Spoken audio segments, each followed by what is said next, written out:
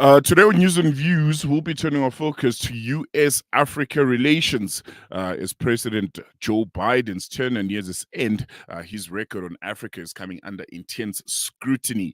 Despite ambitious rhetoric at the 2022 US-Africa Leaders Summit, Joe Biden is yet to visit any African nation, and a planned trip to Angola was recently postponed due to Hurricane Milton. I think this was about a week or 2 weeks ago. Meanwhile, other global powers like China and Russia have significantly deepened their engagement across the continent. And to help us unpack the significance of these developments, we're joined by Professor Christopher Isik, an expert in African politics and international relations. We'll be exploring what Biden's approach to Africa says about U.S. foreign policy, the continent's strategic importance, and what Africans can expect from the future incoming administration. Professor Christopher Isik, thank you so much for joining us. Welcome to Salam Media. Always a pleasure having you on board, sir. Thank you very much. And just to say, my surname is Isike, not Isik. Isike. Yes. There we go. There we go. Apologies for that. I think first and foremost, we can start with perceptions and legacy. Given that Biden has not visited Africa during his term, despite promises and what many might call symbolic gestures, how do you assess the impact of this on his legacy in African diplomacy overall and as a whole? Well, there's been a lot. You would remember that the president that he replaced, Donald Trump, had a particular attitude towards Africa. Even though there are those who argue that Trump himself also, did a few things for the continent, but his whole approach towards Africa and the world generally was one that looked more inwards to America than the rest of the world. But past presidents and past administrations of the United States have always had this paternalistic approach and attitude towards the continent.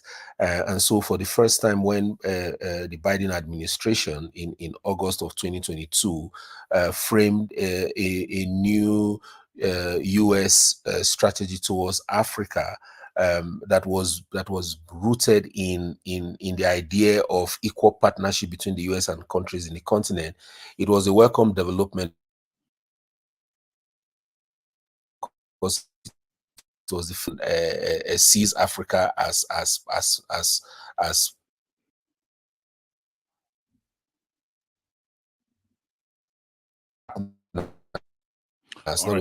what they think and what is best for us who accepted. Hello?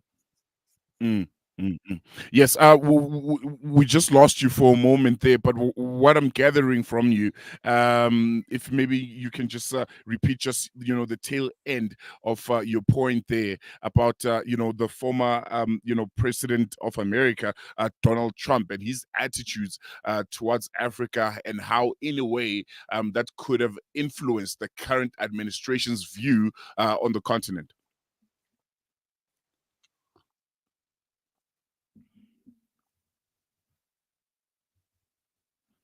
All right, we seem to losing Professor Isike. We're going to take a quick break while we try and get him back on. But when we come back, I want to focus particularly on symbolism and substance. Yes. All right, we'll take a quick break and we'll try and reconnect you. We'll chat a bit after this. Stay ahead with Salam Media. This is Salam Media, coming to you live from South Africa. After the recent attacks on Gaza, many families have been displaced, with their homes left destroyed. Through your donations, our teams are on the ground in Gaza, providing support and delivering necessary aid to families affected. The people of Gaza need your help. Give hope. Donate today to Penny Appeal South Africa. www.pennyappeal.org.za 031 1100 573. We are here on the ground with Penny Appeal organizations in Gaza. You know, it's a wonder how kids get anything done these days. With all the distractions, when do they even get time to study? As a mother, all I can really do is make sure they have all they need to perform at their best. That's why I choose to include Sunfoil triple refined pure sunflower oil with every meal I make. Naturally cholesterol-free and approved by the Heart and Stroke Foundation as part of a balanced eating plan. So whether I'm cooking, frying or baking, I know every dish will be a wholesome one. Sunfoil, now we're cooking. Join Hamza on his exclusive South African tour as he shares his personal experiences, never before seen footage, and powerful insights on the ongoing genocide in Gaza. This house I'm standing on is completely destroyed. This war should stop. These 5 houses was full of civilians. We are here in the middle of a Zahra neighborhood. People gathering here, trying to help people. The whole neighborhood is already destroyed. This is more than just a talk. It's an invitation to witness Gaza through the lens of Hamza Sha'alan. Don't miss this opportunity to meet the photojournalist who brought Gaza's pain and perseverance to the world in its darkest moments. Hamza Sha'alan, Rafah border, Gaza. Follow Salam Media on social media pages for more on this tour and be part of the conversation. Discover the Africa of your dreams and surround yourself with her spectacular beauty. Relax beneath her serene sunsets and explore wildlife at its natural best. It's where the pride of Africa comes together. The Kwantu Private Game Reserve. Get to know the Big Five or cruise on an elephant safari game drive. Interact with lion and tiger cubs and enjoy world-class halal cuisine while we pamper you during your 5-star stay. Indulge in the true African experience. For reservations, call now on 042-203-1400 or visit kwantu.co.za. The Kwantu Private Game Reserve, the place of gathering. Valley's Motor Spares. We supply motor spares and accessories for all makes and models of motor cars, LDVs, bakkies, trucks, and earth-moving equipment. We deliver on time, every time. Please contact us via WhatsApp on 014-592-0925 or call 014-592-0925 or visit 28 Zenderling Street, Rustenburg. Remember the name, Valley's Motor Spares. Connect and stay ahead with Salam Media. This is Salam Media, coming to you live from South Africa. Welcome back. You're still tuned in to News and Views with myself, Salailo Makwidir. And before we went to that short break, we're still talking to Professor Christopher Isik. He's an expert in Africa and US relations. And we're tackling, I think, something very, very important. The fact that President Joe Biden, with his tenure coming to an end, he's yet to make any kind of official state visit to Africa, and what that ultimately means for U.S. and for U.S. and African relations going forward. Professor Isik, before we lost you there for a moment, we are still talking about the perceptions and legacy of Africa on the current administration of the United States of America, and ultimately with Joe Biden not visiting Africa at any point during his term, ultimately means for U.S. and American relations. Yeah, so I was saying that before now, the previous American administration, the presidents have always had a paternalistic attitude towards Africa. Africa is seen not even as a partner, but a junior that can be talked down to and told what to do, right? So if you compare the Biden administration to the Trump one that had a even much more degenerate, dehumanizing approach to the continent, you would say that when you look at the strategy, the US-Africa strategy that the Biden administration put in place in 2022 in August, that was rooted in seeing Africa as equal partners with the US. That was refreshing in itself, and informed a lot of visits from several US administration officials to different countries in the continent to try and build some of these partnerships. Now, there's a sense in which one can argue that a lot of it was in response to China's growing influence in the continent, or even Russia, especially after its invasion of Ukraine. And that we can also ask questions around whether the idea of equal partnership has been put to practice in real terms. But the idea that Africa can be seen as a partner in engagement with the US was a welcome development under the Biden administration. And I think you know, when it comes to the conversation you know, between Africa and the United States of America being any kind of equals in any agreement, I think for me it always boils down to whether it's a matter of symbolism or it holds any kind of realistic substance. I mean, for example, the Biden administration announced support for African seats on the UN Security Council, but without veto power. How do you think African leaders and citizens interpret such proposals? Again, are they symbolic or do they carry real diplomatic weight? Well, the US is a powerful player in the United Nations Security Council, so supporting you know, Africa's inclusion in the US Security Council is significant. I think it's beyond symbolic. Remember that the Biden administration also supported Africa, the African Union, to have a permanent seat in the G20, and this has already happened. So there's a sense in which you can say that it's not just talk, but then a bit of the paternalism comes in where the proposal is that we cannot have veto powers like other members of the Security Council, and that is you know, actually problematic.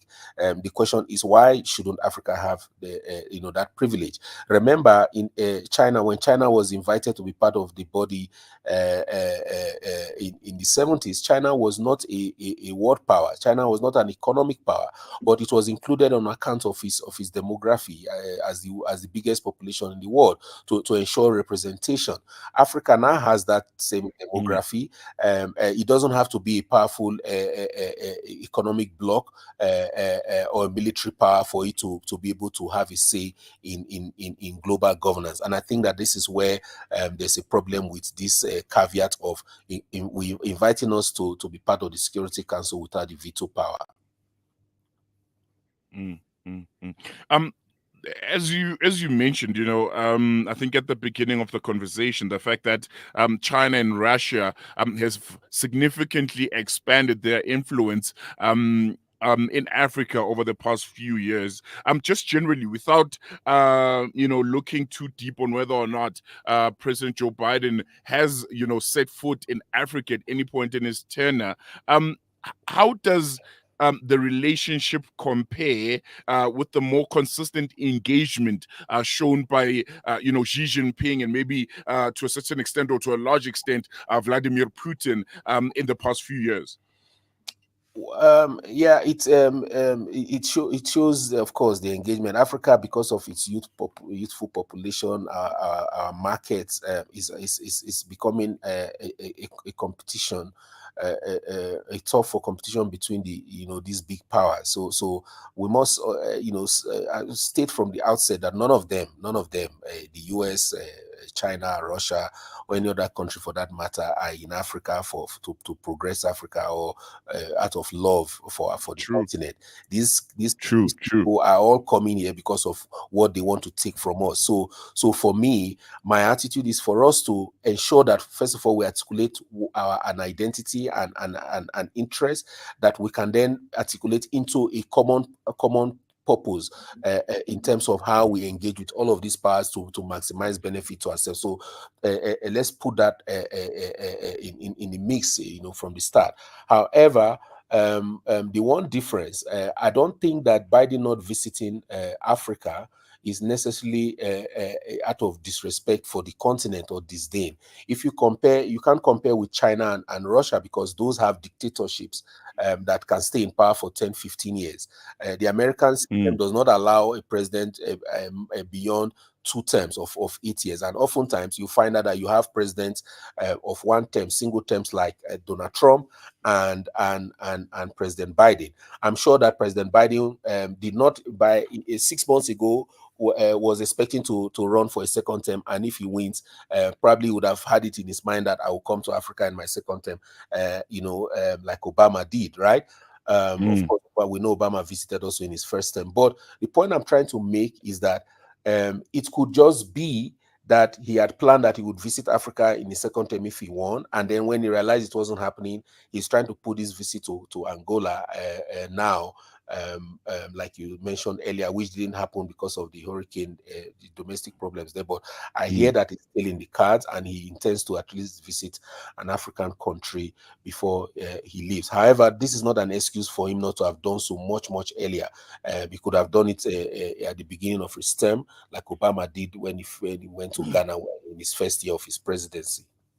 I want to focus on that point, the fact that Joe Biden's choice of Angola for his first African visit, which I think has raised many eyebrows.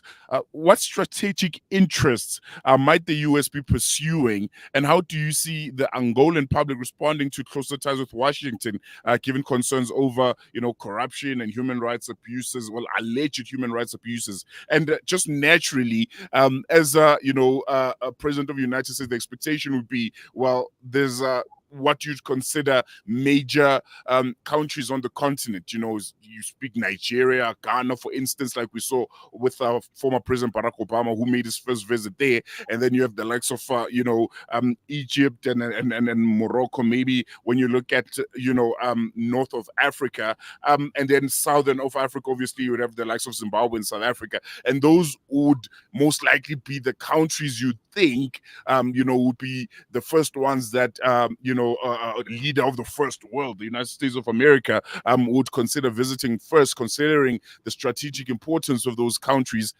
Why Angola, though? Well, with all due respect, obviously. Of course, I understand. It's an important question to ask, actually, and you've really laid it out well. But look, the bottom line, like I said earlier on, is China. There are a lot of reasons that the US gave, but let's start with the history of US Angola relations. You will know that there was a liberation war in Angola that lasted for about 15 years, and the US backed one of the parties in that conflict, and ever since then, I think the US supported the National Liberation Front of Angola, the FNLA, and that really made the relations between both countries very frosty, because the other side was kind of pro-communist at the time during the Cold War period, and since then, the relations has been very tense until in the early 2000s, when the US now reestablished, I think that was in '93, established its relations, diplomatic relations with Angola. And since then, we've seen a steady movement towards trying to normalize those relationships.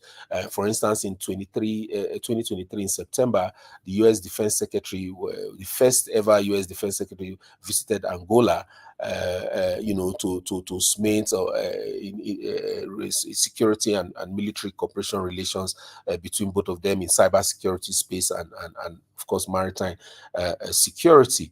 So this visit was being put in the cards as a way to advance those relationships, but it has a lot also to do with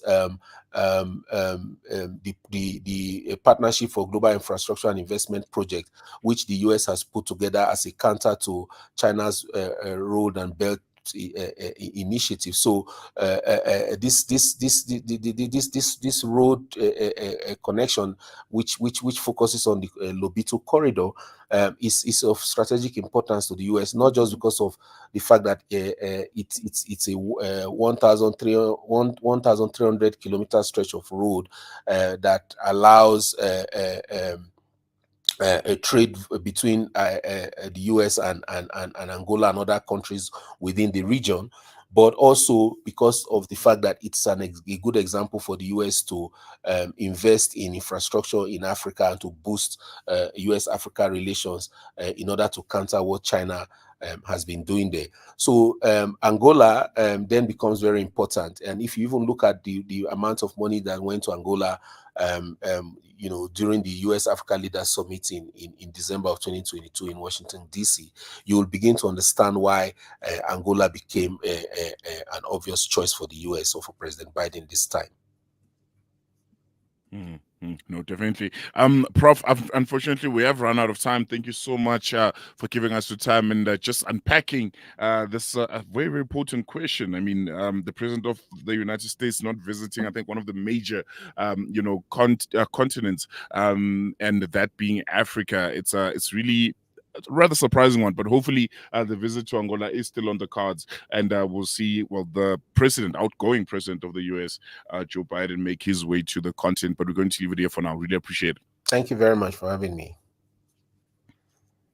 There you have it there. So that was Professor Isik, Christopher Isik, an expert in African-US relations. And I think he laid it out so well. And it'll be interesting going forward how the United States of America and Africa, African relations are going to be panning out. Because when it comes to the two front runners in the US elections, that is Donald Trump and Kamala Harris, we know already the stance of Donald Trump and how he views the continent. You remember the whole country's saga during his term as president, and I think it'll be interesting, you know, to see how Kamala Harris and her stance and her administration stance on Africa is going to look like. We're going to take a quick break. When we come back, News and Views continues.